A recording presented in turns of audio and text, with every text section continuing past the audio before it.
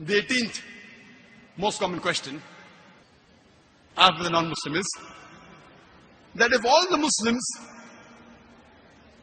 they believe in the same Allah, they follow the same Quran, they believe in the same Prophet, then why are Muslims divided into sects? The reply to this question is given in the glorious Quran in Surah Al-Imran, chapter number 3, verse number 103, where Allah says, وَاعْتَصِمُوا بِحَبْلِ اللَّهِ جَمِيعًا وَلَا تَفَرَّقُوا. Hold to the rope of Allah strongly and be not divided. There's double emphasis. Hold to the rope of Allah strongly, the second emphasis, and be not divided. The rope of Allah, it's the glorious Quran. Allah says, hold to the rope of Allah, that's the glorious Quran, and be not divided. Allah says, Atiyullah, Atiyur Rasul. Obey Allah and obey the Messenger. In Surah Nisa, chapter 4, 59. So, we have to strongly hold to Allah and the sayings of the Prophet and be not divided.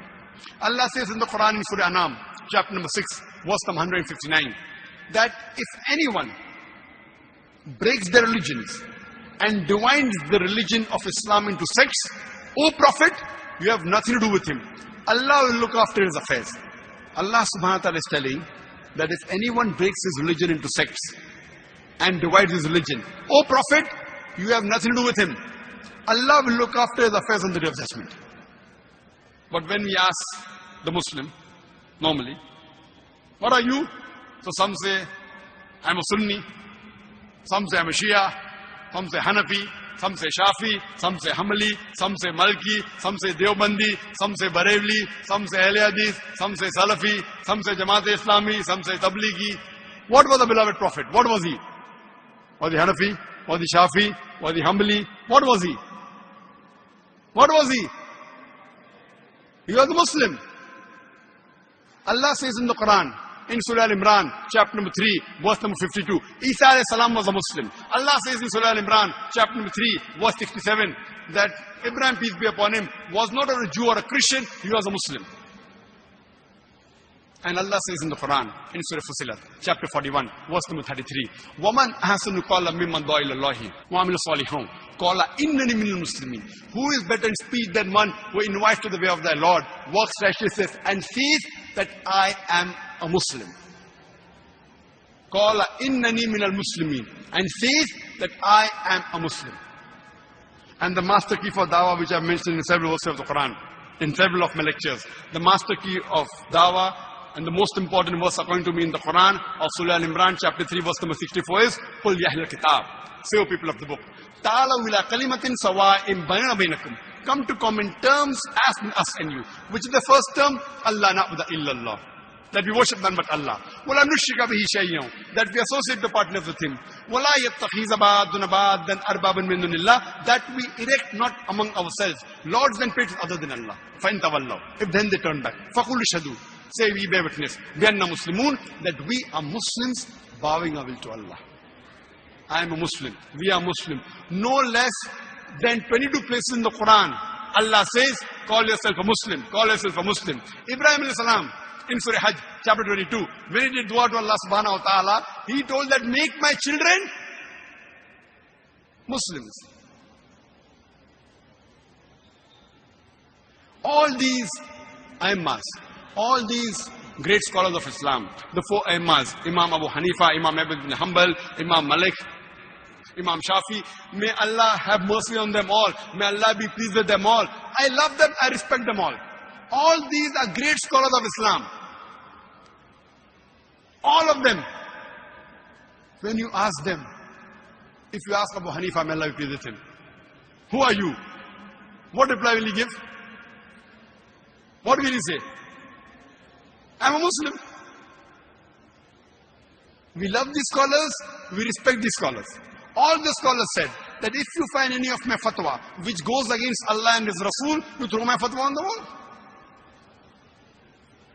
We love these scholars, we respect them, but all of them came to get us closer to Islam, to make us a practicing Muslim, not divide our religion.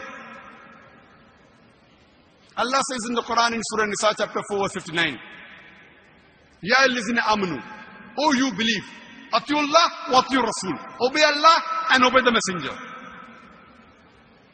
And those who have been charged with authority. Wa ulil amri minkum.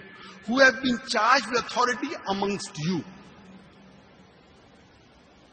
So people say, believe in Allah, believe in the messenger, and believe in the scholars.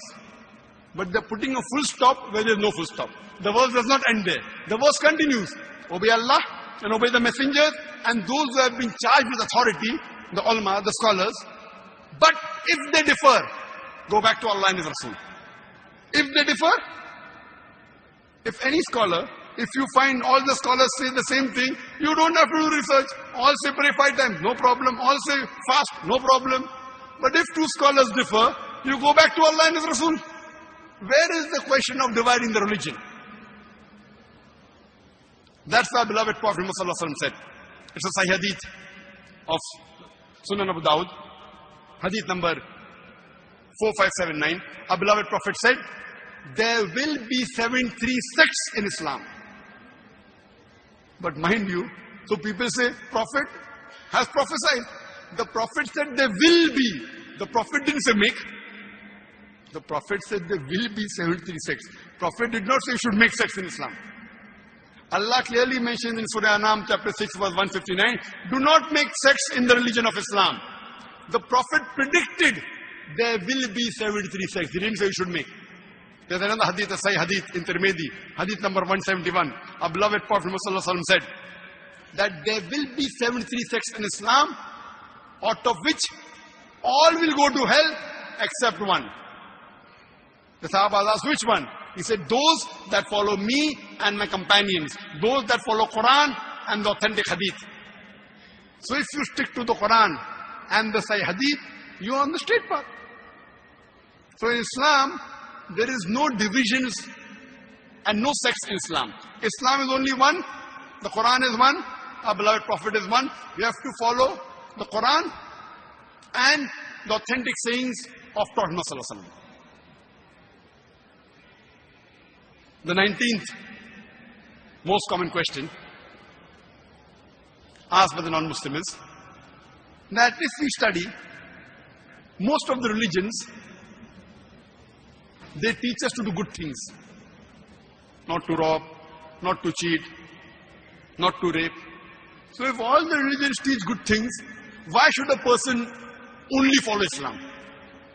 It's a very good question. But if we analyze, most of the religions speak good things, basically.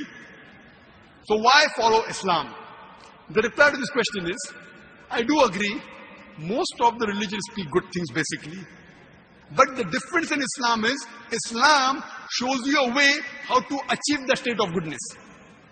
For example, all the religions say you should not rob. Hinduism says you should not rob. Christianity says that. Islam says the same. So what's the difference between Islam and the other religions?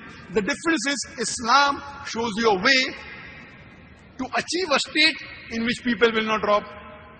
Islam has a system of zakat, that every rich person who has a saving of more than the nisab level, more than 85 grams of gold, he or she should give 2.5% of his excess wealth in charity every lunar year. If every rich human being gives zakat, poverty will be eradicated from this world. There will not be a single human being who will die of hunger. After this, the glorious Quran says in Surah Ma'idah, chapter number 5, verse number 38, as to the thief, be it a man or a woman, chop off his or her hands as a punishment from Allah subhanahu wa ta'ala.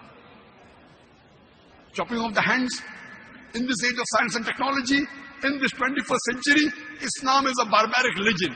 It's a ruthless way of life. I'm asking a question. That today, America happens to be one of the most advanced countries in the world. But do you know, it is the country which has one of the highest rate of theft and robbery. I'm asking the question that if you implement the Islamic Sharia in America, in USA, every person who's rich, who has a saving of more than 85 grams of gold, should give 2.5% of his saving every lunar in charity. After that, if any person, man or woman, robs, chop off his or her hand as a